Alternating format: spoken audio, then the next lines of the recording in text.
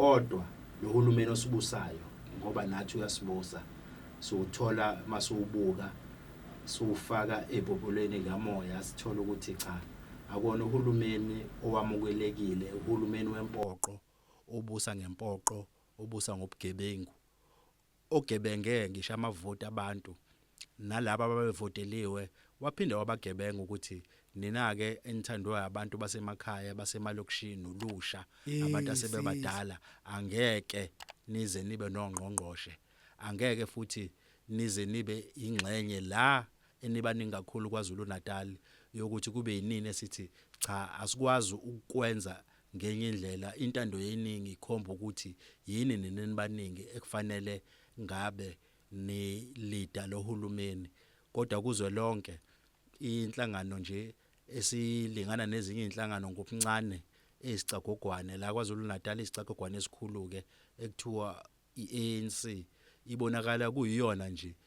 itshelwa iDA ukuthi mayenzeni bese kuyenzeka kusiphethe kabi ke ngoba abantu bakithi bavota amabhokisi abonakala erojwa kwenziwa konke lokho kwakuvela kungafihliwe kodwa abathandanga ukuthi bekulungise lokho ikakhulukazi uIEC kanjalo nenkantolo yezokhetho iElectoral Court okwakufanele uyilungise lezi zinkinga ezazibonakala emini libalele ukuthi kukhona indlela engahambanga kahle nokhetho kodwa sithi ke ngoba ke nokudinwa sekwehlile kanjalo nokungazwani ingathi sekunciphile akubuye kuvulwe futhi manje ke ukuthi ke akuxoxiswane uma ke usokalisa ethi ke esikhatheni samanje ukudinwa sokehlukile kusho ukuthi ke beyiqembu lePRM bathi ke ba ready ukuthi kungangenwa eingxoxweni ngayo ke icollision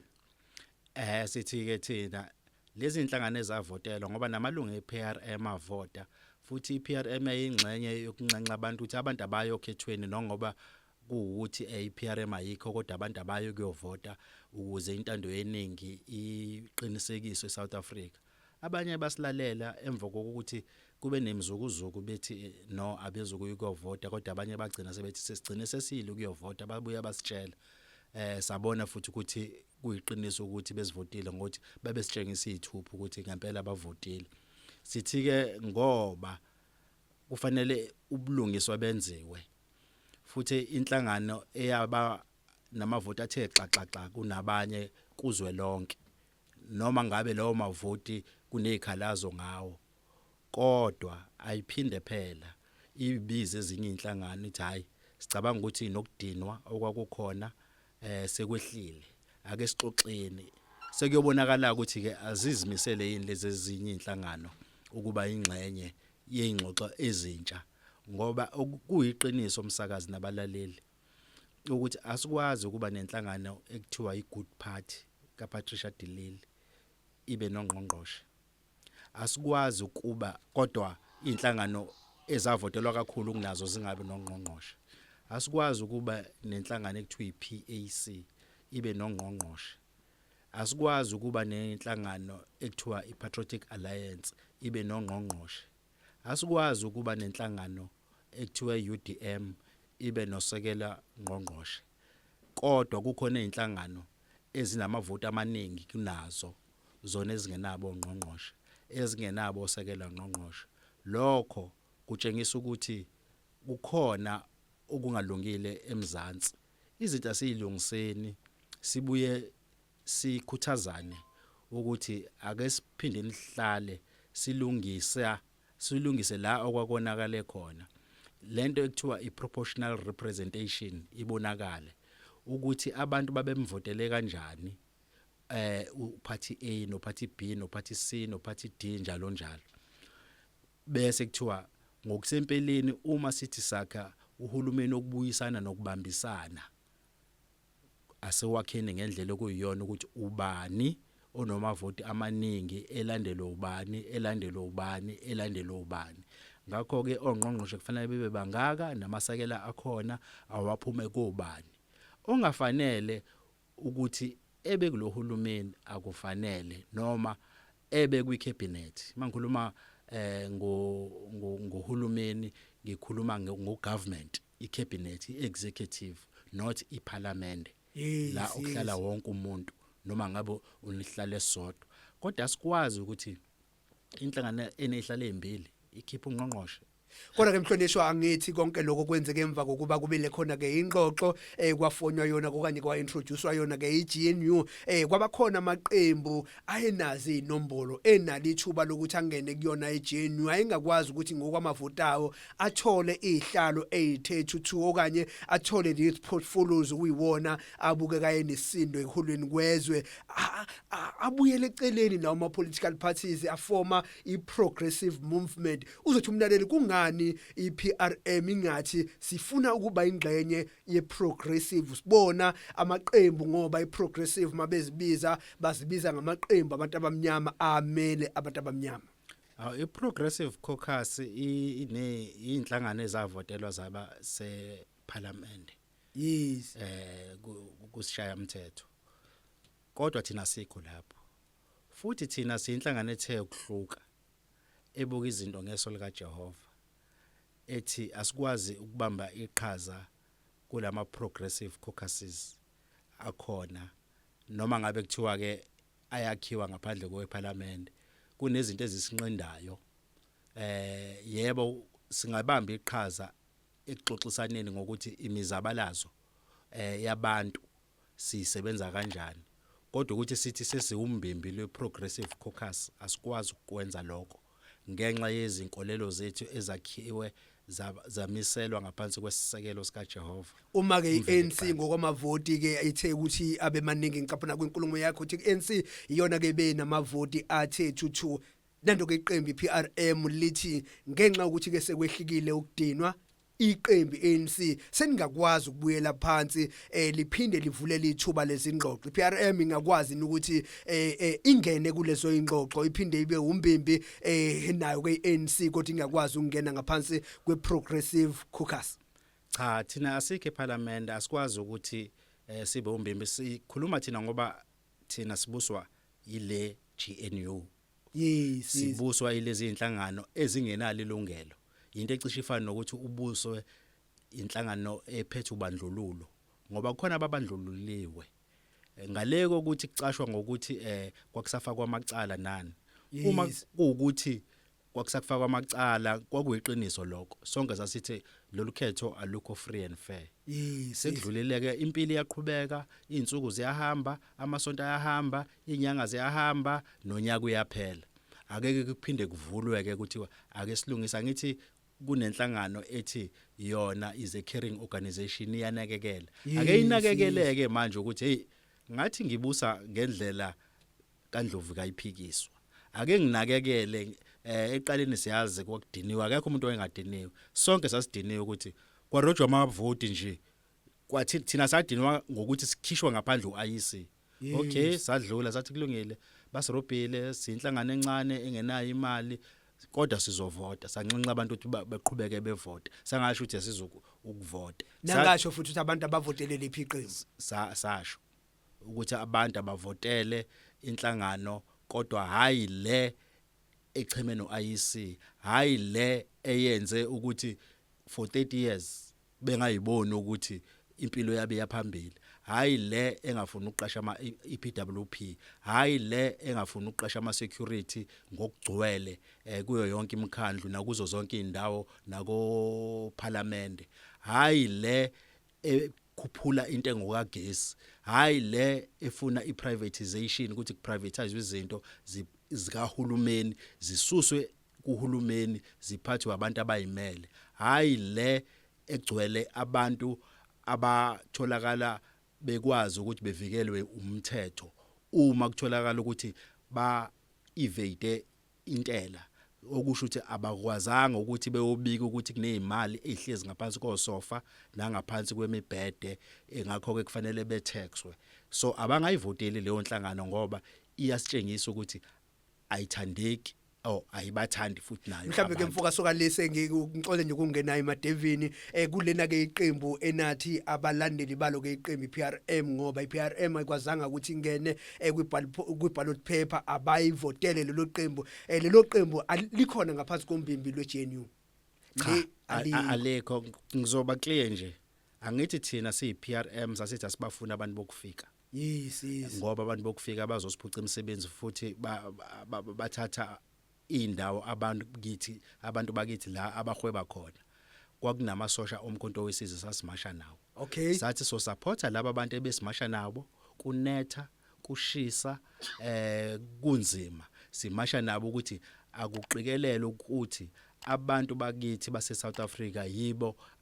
ababhekelelwa kuqala ngeimvume zokuhweba okay akungabi abantu abasuka emazweni abo bazongena la ngongekho emthethweni okuyibona okufanele ukuthi bethole ama permit okuhweba ingakho ke sathi akuvotelwe laba bantu esikade sisebenzisana nabo simasha nabo siqinisekisa ukuthi lapha ko workshop abantu bakithi abahwebayo bayayithola indawo abajahwa amaphoyisa kaMasipala sathi ke ngoba sinaba abantu esingabasupporta yibona ke sithi asibasupport labo bantu ke bayibiza ngokuthi bawumkhonto wesizwe party sathi siyacela ukuthi ningakhohle ukubavotela baba abanye basibuyisela ama results bathi yes bavotelile sajabula ukuthi abanye bayileke ngempela ukuyobavotela ingakho ke sikhuluma sithi izinto zakithi kufanele siyilungise kodwa thina sikholela ukuthi the day abantu besinika indlela yokuthi sikwazi ukuphatha siyi People's Revolutionary Movement siyophatha kangcono ukudlula zonke inhlangano including nalesa sibanxenxa ukuthi abayevotela ngoba thina siyazi ukuthi really yini ekufanele mayenziwe kodwa asisho ukuthi yona ngeke uma kungenwa kuhulumeni ngeke sisebenzisane nayo so sisebenzisana noma inayiphi inhlangano ebeka uJehova eqhulwini ngoba thina sakhelwe ngaphansi kwaleso sisekelo nakhelwe ngaphansi kwesisekelo sika Jehova imzozo ethi ayibe emhlanu andobe kushaya lona ke ihora lesikhombisa mabusana kuvulela umsakazo sethelele lithuba sikubingelele sikwamukele kulona uhlelo lwezindaba zomphakathi siyaziqeketha current affairs igama umjabulelwa isibongo ngingwakweyama kanti nesambeli sethu umnomzane uNhlanhla okaButhelezi uphuma kulona ke iqembu lePRM uqinisekisayo ukuthi cha ngesikhathi ke kuyokhethweni likazwe lonke mhla 29 kuMeyi ebona ke uIC kwabakhona ke ukwenzakala bagcina bengakwazanga kuba ingxenye amaqembu azovotelwa babe sebencinqeka abavoti ke ababezovotela lona iqembu kuba bavotele iqembu umkhonto wesizwe mhlawumbe mfethu asibheke ukuthi siyazi ukuthi ke uvolelwayo ke iPRM ukuthi sekwehlile ulaka sekwehle kokudikwa ukudinwa emva kokhetha kubuyekezwe indaba yokukhetheka kweParliament kanjalo ke nabo elaba ba7 abasimele ke eNingizimu Afrika siyazi ke ukuthi indaba esikhona njengamanje ukubheka kulona ke ukhetho elohulumeni masekhaya ngeke sakushalazela ukuthi ungangeni eParliament ungangeni okhethweni la ngo29 May kuyanqanda amandla ukuthi niphinde nilungiselele ungena kohulumeni masekhaya. Yebo, hayi ngo2026 nje iPRM izobe khona siyasebenza kanzima ukuthi abantu abazi ukuthi iPRM iyasebenza sisebenza buthule thina ke singoshoshela izinto ezizenzayo sizenza ngokuhlonipha ingakho sithi sihoshoshela sizenze abantu bengaboni ukuthi hayi bona iPRM kodwa bayobona ngo2026 imisebenzi esenzayo ikakhulukazi nabantu abakholelwa kumveli kuqali uJehova umnini wamandla wonke okuyena esimbeka phezulu bese kuba amakhosi bese kuba zinhlangano zepolitiki kube ezibambisene nomphakathi ezisebenza nomphakathi sinekhansela lethu nje lapha uVusi Msweli elenza zonke izinto ezinhle abanye abantu abangazi ngoba asifinyeleli ukuthi sichaza ukuthi nako sekwenziwe ikhansela lePRM uma ninenkinga zamanzi thintanani nekhansela lethu uVusi Msweli ozokwazi ukuthi nisize thintanani nePRM ikwazi ukufika endaweni nje yasephilani abantu bakhona babeqhunyelwe idamkoko dala yafika ikhansela labasiza abanye ke ngenhlanhla ukuthi bayakwazi ukuthintana namalunga ethu ePRM batshela ikhansela lethu lakwazi ukuya khona lafike labasiza afika ama-officials abasiza eNanda ikhansela lethu libasizile abantu ababengenawo amanzi ngisho nezikole ezazingawathula amanzi basizakala imigwaqo eyayilimela amateksi engahambi enanda ikhansela lethu lile Mhlambe nakwamashu lile lafikela abasiza asibheke mhlaka Shenge ukuthi ke nimeleleke kobapha masipala mhlawumbe yona into ezosenzela ukuthi kube lula kanjalo nama ward la khona ke iPRM inamakhansela khona cha sinekhansela elilodwa nekhansela elilodwa uvusimsweli la eThekwini esanikwa amandla abantu bathi PRM ake nisebenze ngekhansela elilodwa manje sizocela ukuthi ngokuzayo mase kufika isikhathi sesikhankasa siyocela ukuthi sinikeni more amakhansela ukuze senze more ukube thina sibaningi lapha emkhandlweni ngaba ama EPWP aqashwe wonke sikutshela ukuthi thina sake sama sizabalaza siyiPRM ama EPWP oqala ayo 150 aqashwa wonke namhlanje asebenza a full time nalawa ukube thina sibaningi nalawa ukuba eza kuthina athi PRM sicela ukuthi siyibambe nani le mzabalazo sasoyibamba thina ngabe aqashiwe ezisikhuluma nje kodwa namhlanje iGNU ivele yawaqeda nokuthi eqhubeke esebenza ahlaliswe emakhaya wona lama EPWP ayesebenza imisebenzi ejulisa amanye aseqedwe 10 years kodwa uhulumeni lo ubambiswano uvele wangena nje wawabeka eceleni ama EPWP abasebenzi kade besebenza laba kahulumeni wavele wavala ama office wathi bonke ade besebenzela eThekwini eMaritzburg yini yonke leyo ukugcina zabantu ngenxa yesikhathi sami angikubambe ngithembe semlaleli ukuthi nakanjani sisazophinde sibe naye ke uShenge sizoyibheka banzi ukuthi liphi iqhaza elibanjwa amakhansela kakhulukazi ke lawo esuke ngamodwana esuke ngamabili kuona komkhandlu kuba njani uma ngabe sekuvota batholini eqhamuka nezimvo ezinhle kodwa zingalaleleki ngenxa yokuthi ke inamba iyabaphika igama ngumjabulelwa isibongo ngiwakweyama Facebook yakwazi ungithola Mjabulelwa Mondli Kweyama lokugcina mfowethu siyabonga ngicela ukudlulisa kuloko okugcina abantu abanama NPO kade kusho ukhansela wethu abanama NPO siyacela ukuthi bethintane namakhansela abe emawadini uma engabasizi amakhansela emawadini abanama NPO beyithinte iPeople's Revolutionary Movement sinalo ikhansela lethu umsweli uthe ucela ngikudlulise kuloko ukuthi xhumana nekhansela lakho wena neNPO kunoxhaso olukhona lapha kwamasipala ngenhlanhla kade kuzovalwa kusasa sekunwetshiwe kathiwa kuzovalwa ngomhla ka30 akade bengazwanga abezwayo noma ngabe iNPO yolusha noma ngabe iNPO yabantu abadala unelungelo lokuyocela uxhaswe ezimalini lezi ezixhasa ama club amakhulu oGolden Arrows nobani wonke Maritzburg United wonke lekhuzana noma Zulu FC nani bantu bakithi ninelungelo lokuxhaswa iyani